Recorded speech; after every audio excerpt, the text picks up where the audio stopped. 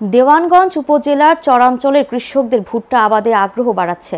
ভুট্টা আবাদে উৎপাদন খরচ কম, দাম ভালো ও চাহিদা বেশি থাকায় দিন দিন ভুট্টা চাষে আগ্রহ বেড়েই চলেছে। যমুনা ব্রহ্মপুত্র তীরবর্তী চরাঞ্চলগুলোতে অনাবাদি বালু জমিতে ভুট্টা আবাদ চাষ করে লাভবান হচ্ছেন কৃষকেরা।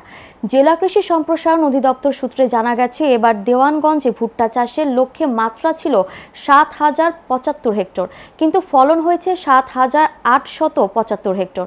ভুট্টা চাষ ধান চাষের চেয়েও লাভবান হওয়ায় ধানি জমিতেও এবছর ভুট্টা চাষ করেছেন অনেক কৃষক।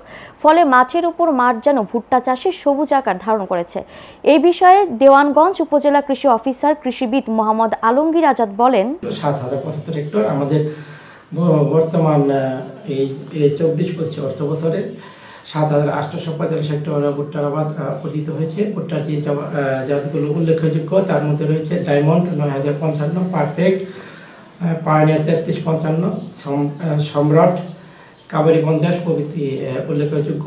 আমাদের মাঠ পর্যায়ের উপসহকারী কৃষি কর্মকর্তারা মাঠ থেকে কৃষকদের প্রয়োজনীয় পরামর্শ দিয়েছেন। আমরাও উপজেলার কর্মকর্তা যারা রয়েছে আমরাও পরামর্শ দিচ্ছি। আমরা কৃষকদের প্রণোদনা সহ বিভিন্ন প্রদর্শনীর মাধ্যমে কৃষকদের সহযোগিতা করেছি। মাঠের সার্বিক অবস্থা ভালো। আমরা আশাবাদী যে এবছর আমাদের বিঘাপ্রতি ফলন ৩৫ মণ থেকে ৪০ মণের অধিক হতে পারে।